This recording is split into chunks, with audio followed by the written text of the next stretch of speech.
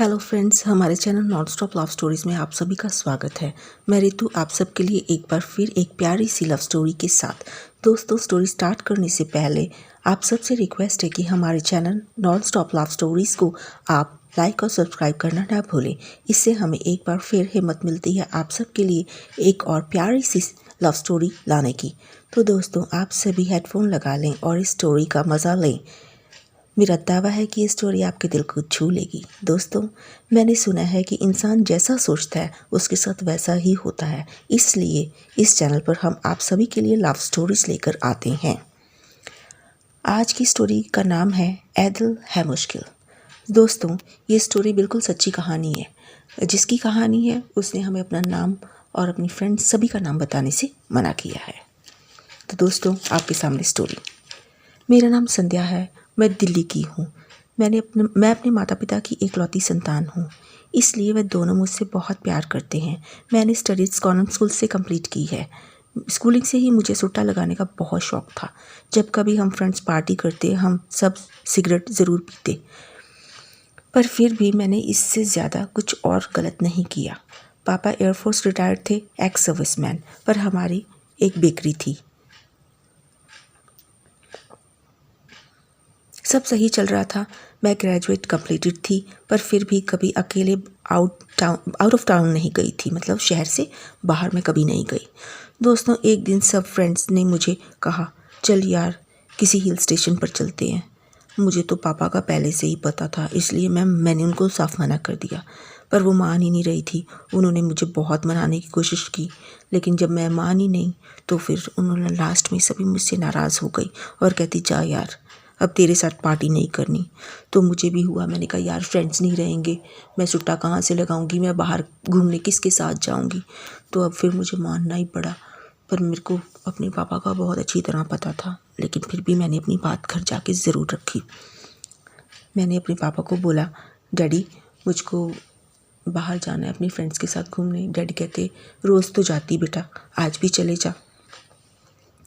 मैंने कहा नहीं पापा, इस पर मैं आउट ऑफ सिटी जाऊंगी, आउट ऑफ टाउन, मतलब बाहर घूमने जाऊंगी, आउट ऑफ स्टेशन। डैडी कहते, मैं भी साथ चलूँगा। तो मैंने कहा नहीं, इससे मेरे फ्रेंड्स सभी मुझ पे हंसेंगे। तो फिर डैडी कहते, आप लोगों को कहाँ जाना है। मैंने बताया मैंने शिमला जाना है, शिमला टूर है हमारा सबका। पर वो लोग मान ही नहीं रहे थे, ना मम्मी ना पापा। फिर क्या था, फिर मैंने खाना खाना छोड़ दिया। मम्मी का तो रो रो के बुरा हाल हो गया। फिर पापा 2 दिन तक तो मैंने कुछ भी नहीं खाया। पापा मेरे रूम में आए और बोले, मैं साथ चलता हूँ। लेकिन मैंने कहा नहीं, सब मुझ पे हंसेंगे। फिर पापा चुप रहे। फिर 2 घंटे बाद फिर रूम में आए और बोले, ठीक है बेटा, आप कितने लोग जा रहे हो। मैंने बताया हम 7 फ्रेंड्स हैं, मेरे को मिला के हम 7 हैं, 7 हैं हम। तो डैडी बोलते कि मैं कंपार्टमेंट जो है वो आपका रिज़र्व करवा दूँगा, तो आप लोग बस ये काम करना कि ट्रेन का जो दरवाज़ा है ना अपना बोगी का, वो मत खोलना। मैं तो बहुत खुश हुई, मैं इतनी ज़ोर से चिल्लाई, या मज़ा आ गया।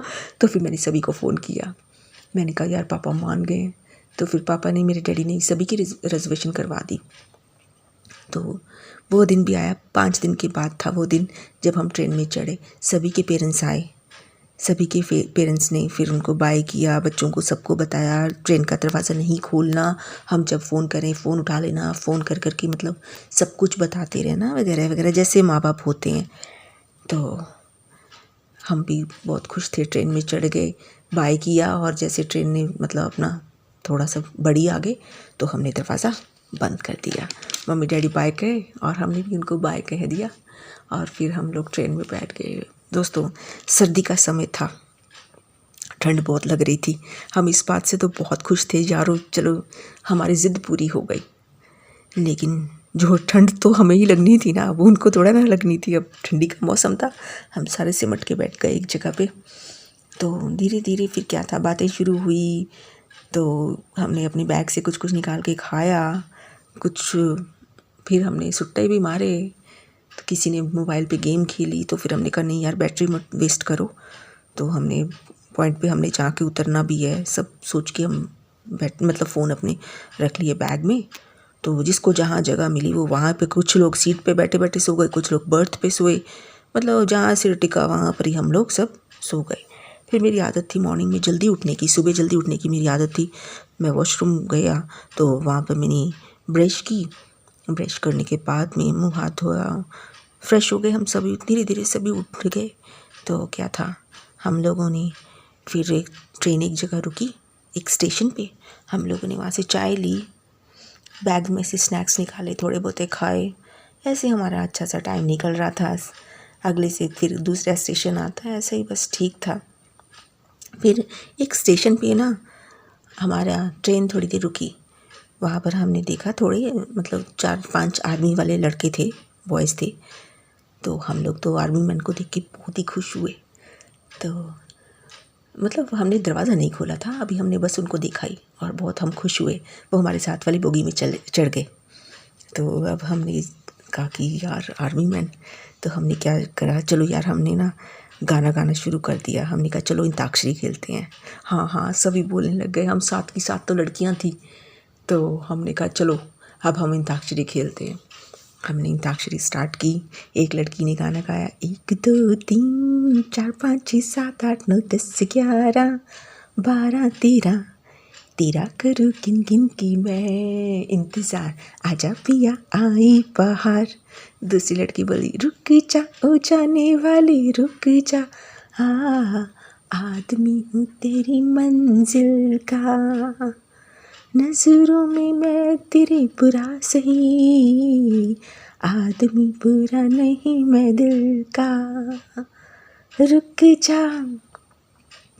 वहाँ से फिर दूसरी जगह से आवाज़ आई, हम भी थोड़े हैरान हुए।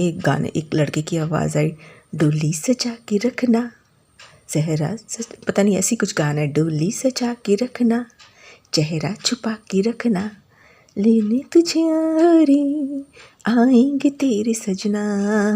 हम तो इतना खुश हुए। अब ये जो लड़के थे वो गाना गाए जा रहे थे, तन तना तन तन तन तारा चलती है क्या न से पारा। अरे यार ये लोग तो एक से बढ़कर एक गाने गाए जा रहे थे। फिर हम चुप हो गए। फिर एक जगह पर स्टेशन आया तो हम लोगों को भी भूख थोड़ी लगी हुई थी। हमने कहा चलो स्नैक्स लेते हैं और चाय लेते हैं। शाम के 8 बज रहे थे। तो हम में से 4 लड़कियां उतरी, हम लोगों ने चाय ली सबके लिए, स्नैक्स लिए ढेर सारे ताकि हम आगे तक चल पड़े। तो अब हम पापा की सारी बातें भूल गए थे, सबके बताए हुए कि दरवाज़ा नहीं खोलना, किसी से फालतू बात नहीं करना, सब कुछ दिमाग से निकल गया था क्योंकि अंताक्षरी वगैरह खेली थी ना शायद इसीलिए।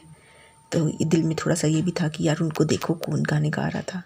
हम लोग जैसे ट्रेन के अंदर आने लगे तो हमने इधर उधर देखा गाने कौन गा रहा था।